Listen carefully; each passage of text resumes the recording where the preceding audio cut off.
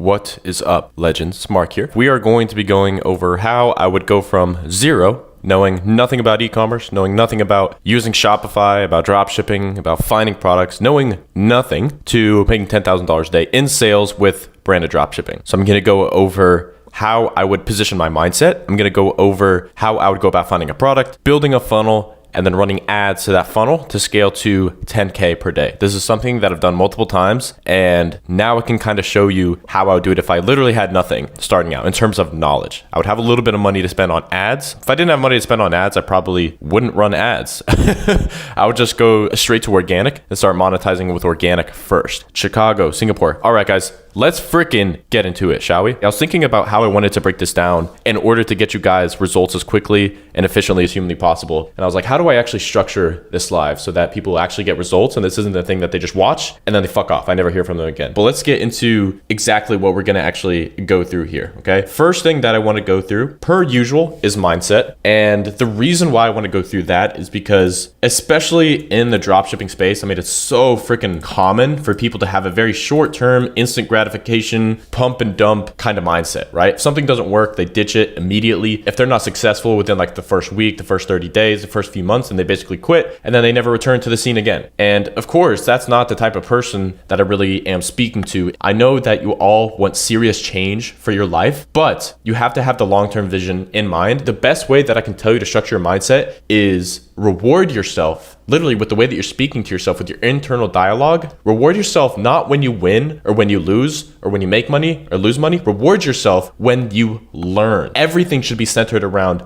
learning. And you learn typically a lot more the times that you lose than the times that you win. But the one thing I just really want you to focus on is learn something from every single product test that you have. Learn something from every creative test that you have, every funnel test that you have. Anytime you test anything, what did you actually take away? If you've seen my content before and you're spending money on paid ads, you probably know you're not losing money, right? You're buying data. However, if you don't take time to learn from the data you just bought, then you actually did lose money. If you're not even going to analyze the data or make a decision, or you're not going to learn something that you can apply to the next product test or whatever it is that you do, then yes, you actually did just lose fucking money, okay? So that's the first thing that I wanted to say about mindset. Let's go into number two. We're going to talk about product. So if I was to go from zero, how would I go about actually finding, the quote unquote winning product that all these people talk about? Well, you probably know by now that I don't like testing products that are completely unproven, untested, unvalidated, unsaturated. I don't want to test products like that. The reason why is because whenever you launch a new business, whenever you have a new product test, whenever you start anything new, there's so many variables going on. It's like this sea of shit that can just go wrong at any point in time. So why would you add another variable into that equation and have a product that you don't even know if anybody actually wants to buy it? Mass desire is not something that is created. It is something that is channeled. And so I want to apply that philosophy to finding a product. And I'm going to do that through finding a product that's already proven to sell. And by the way, when I say specifically, I call this like finding a validated product. So my goal is to find a validated product. What this really means, let's get really fucking tactical, because the more tactical, the better results you're gonna get typically. To me, validated means a product that is selling around the range of 300 to 500K per month. Obviously, the more the merrier, but a minimum of 300K a month, and 500K is better. If they're doing more than that, cool, great. I'll still go after that product, but it has to be a minimum of 300K. And typically this is about the similar web users. You'll notice there's a lot of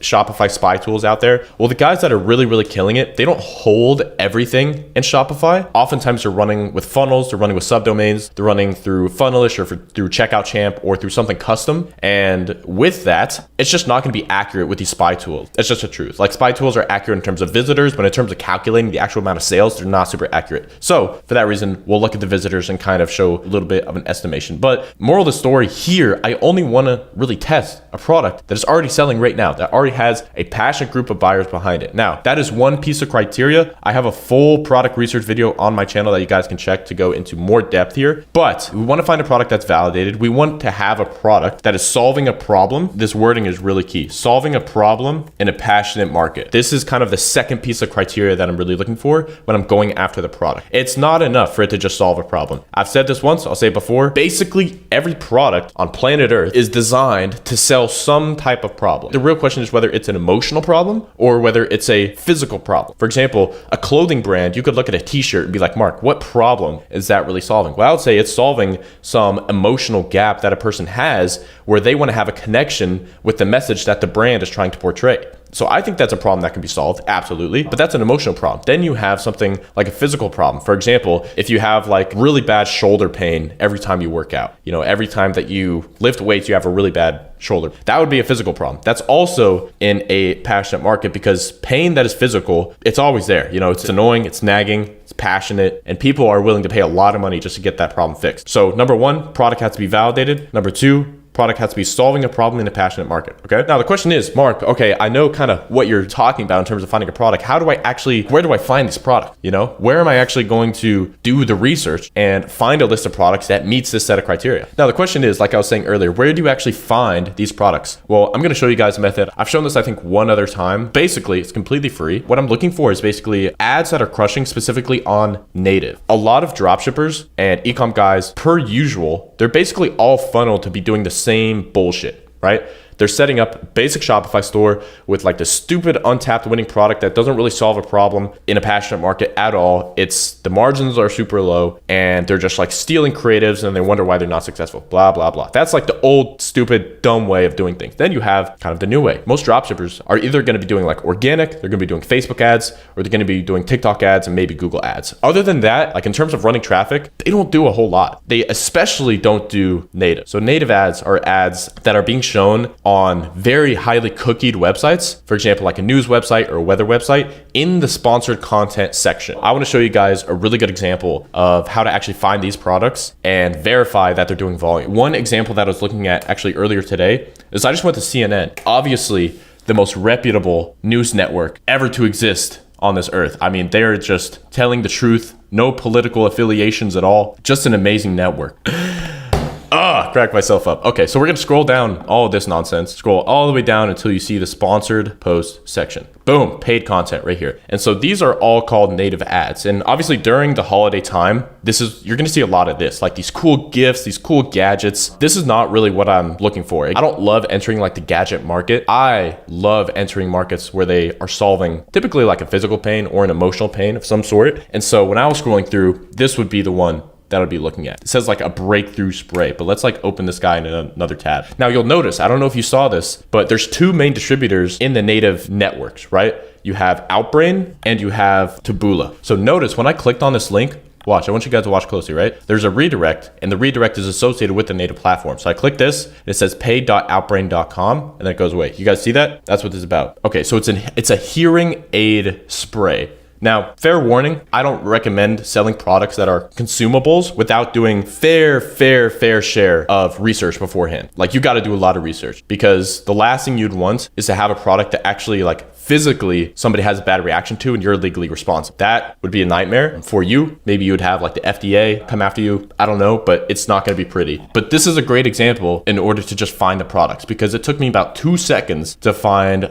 somebody that's running a advertorial, a new approach to supporting hearing health. If your hearing has started to decline, you're suffering from noise, pain, inflammation, discomfort in your ears, read the short article. So going after a clearly active and hot market hearing aid niche is just tasty. Yeah, this is like a pretty well done advertorial, actually. I don't know how much volume these guys are doing, but what I will do, let's say this product wasn't a consumable. I was gonna go up here and I see, holy shit, they're doing over 400 visits every single month. In fact, in October, they went all the way up to 620,000 visitors in a single month. God damn it. 620,000 people. All right. Now, granted, this is the advertorial. They probably have a different subdomain for the actual sales page, but all you guys that are talking about, Mark, show examples of the funnels. Boom, right here. Okay. So we have a really good advertorial here, and this is all kind of stemming from finding a good product, right? Now, I know that this is not the product that I would sell because again, I don't like selling consumables initially. I like building consumables on the back end, but on the front end, I think you're at a lot of risk. You have to do a lot of R&D. I don't know the exact like licenses and whatnot that you have to have in place before you test it. So generally I try to steer clear, but this is still a really well done advertorial. And if we click through to the sales page, it actually is on the same subdomains. So these guys are driving 400 to 500,000 visitors per month. Let's see what what their price is, and we'll try to estimate the AOV and the revenue that they're doing. So these guys are doing a lot of things right. If this is your brand, I apologize. You're doing great. You're doing a great job. So this is now the order page. So this is where we can seriously increase the AOV with quantity discounts, AOV boosters. See if we got a bump. Yep, we got the shipping order bump right here. We got reviews stacked up. This is a pretty well done order page. The only thing is this timer isn't working. But overall, we have the most popular. So $57 here for 3 units, 48 for 2, 29 for 1. So if I were to estimate their AOV before their entire upsell path that comes after this, I would say that the AOV is actually around between $50 and $60 on average. So let's just say it's like 60. Let's be kind of generous. $60. I know you guys can't see my calculator right now, but I got a calculator pulled up. They did 620,000 visitors last month. Let's say they had a conversion rate of 1%, because typically the conversion rate is significantly lower on native traffic. And if they're running like solely on native, then that's not a whole lot. That's only 620 orders. Be a little bit more generous. Let's say a 2% conversion rate, right? 2% conversion rate, 620,000 people per month. That's 12,000 orders every single month. And that's at a 2% conversion rate, by the way. And for a $60 AOV, that's $700,000 a month in sales. I don't think that you can use quantum mechanics to decide the AOV. Although you said 50, I mean, that's a pretty good estimation. That's hilarious, dude. I love it.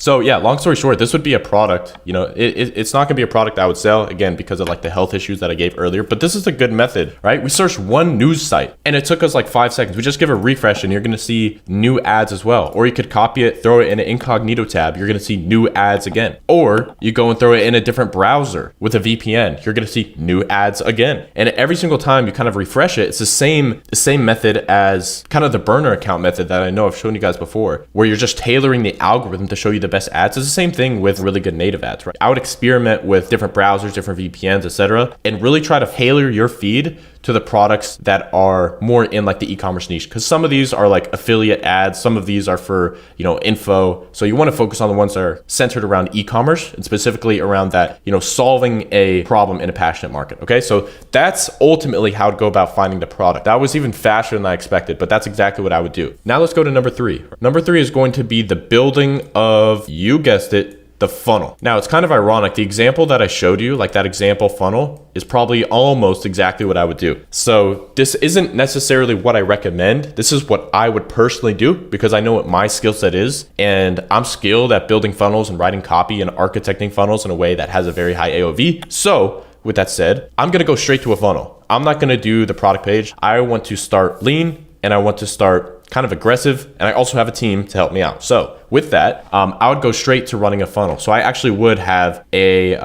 let's say that we got the creative here, which that'll be, I'll come back to the creative, right? So that's the Facebook ad. Next, we're going to be going to the pre-sale page, and the pre-sale page is going to be an advertorial. So let's say we got an advertorial right here. Next, we're going to be going to the sales page, right? The sales page is to sell the product. This is the way to think about it, right? The pre-sales page, aka the advertorial in this case, is designed to build the interest and sell the problem and put them in the solution state. After I have them in that specific solution state, I want to get them to say yes to the product. And then after they say yes to the product, that's going to be the next step. And that is going to be the order page. This is the order page. Now, the reason that these two pages are separate, I've had some people ask this. You don't have to do them separately, but typically in order to squeeze the most out of this page and have more people take the bumps and take the upsells, it's best to separate them because there's only so much you can do on the order page and fit onto the order page while also selling the product. Because I do want to have a quantity discount, 100%, a bundle. I want to have order bumps. I want to have testimonials all over the place. I want to have all these AOV boosters on this page, and to have it here is going to slow the ever-living hell out of the page, which I don't want. And it also doesn't serve the purpose. The purpose of this page is to sell the product, right? This page is to collect the payment. That's what the purpose of that page. Now, after the order page, you're going to go into the upsell path. And initially, I would keep it very basic. I'll just keep OTO1 right here with the downsell, and then I'll go right into OTO2, also with the downsell, and then I would go to the thank you page from there. So that is how I would build a funnel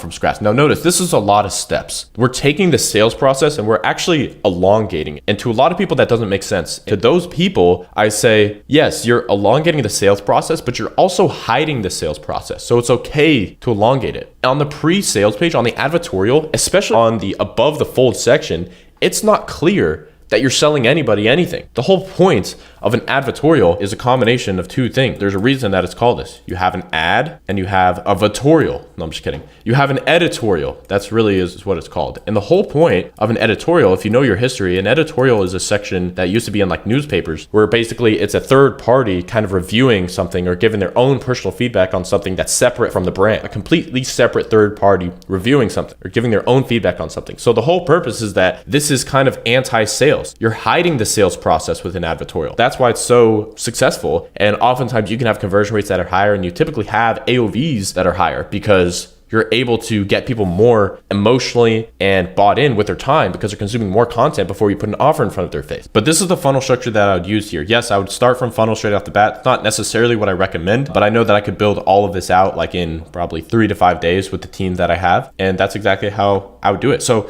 at this point, this is what I would do. I have a bulletproof mindset. I got the product. Now I have the funnel. Now there's really only one thing left that we need to get this thing up and active and start putting some ad spend behind it. Creatives is the final kind of step that you need. And I say creatives because technically it's like the whole ads manager and everything that you need to set up. However, creatives are 90% of your success on the ad platform anyway. As long as you set everything up like you don't have 2 BBs in your head for a brain that you can just shake around and it sounds like like 2 beads inside of an empty paint canister. As long as you have a brain in between your 2 ears, you can easily understand that getting up the media buying section of running like the ad account is not what's going to make or break your success. What's going to make or break it is going to be the creatives, okay? And so at this point, we have the product, we got the funnel, we got even some competition that we can emulate. And the only thing that's really left to do is simply build the creatives. And so what I like to always start with is to find the creatives that are crushing in like the competitive space in the first place, and then reverse engineer why they worked and use that to create my own creative. So let me just do a quick search, just out of curiosity, if this particular brand is running ads on Facebook. So it looks like we found the page that's actually running ads to this domain. Now, how successful are they? Great question. This looks to all be for a different product. This is like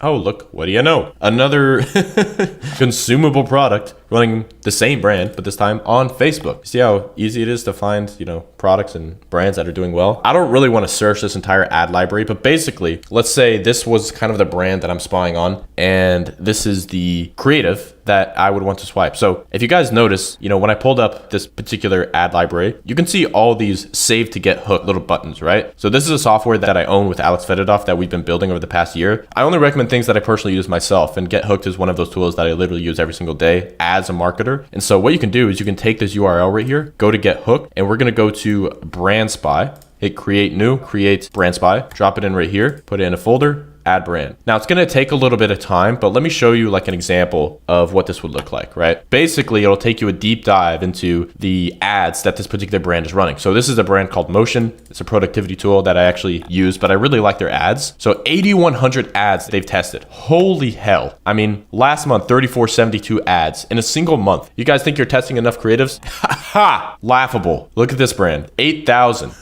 I swear to you, look at any of the brands that are really, really crushing it on paid ads. You'll see this. You'll see thousands of ads that they're testing. Basically, what I'd do is come in here and I'd probably go to the hooks section. Of course, I didn't click generate because I haven't spied on this brand in a little while. But basically, what this will do is it'll analyze all of the hooks that this particular brand is running. And so I will come in here and I'll basically find the creatives. Let's say it was this one. And I'll go to the details. And I'm actually going to look at this particular creative and figure out why it was successful. What is the hook that is being used? What is the angle that is resonating most with the market? I'm going to take that and improve upon it and then test it myself. So that's kind of how the creative process works, is you always want to find at least like one competitor that is just killing it on the ad side. It doesn't have to be a direct competitor, but somebody that's at the very least selling to the same market. I want to find that competitor and then analyze the hooks, right? If you have one creative, the success of that one creative, you know how I say creative is like 90% of your success on Facebook? Well, 90% of the success of the creative comes down to the hook, which is the first 3 to 5 seconds of that particular ad. So like if this was a freaking pie chart, 90% is going to be the hook. And by the hook, by the way, I don't just mean the one line of text that they're using. The hook means so much more than that. When I say hook, there's actually 3 parts of a hook. You have the copy itself, which is like the words that are on the screen or the words that are being spoken. spoken. You have the clip that's being used. In other words, the scroll stopper, that is kind of the video or the image that they're using in the background. And then you also have the audio, right? These three things make up that hook. So a lot of people, they only really test one part. They only really test the copy, for example. They don't test the copy and the clip separately. So the best brands that I've seen, they split test the ever living hell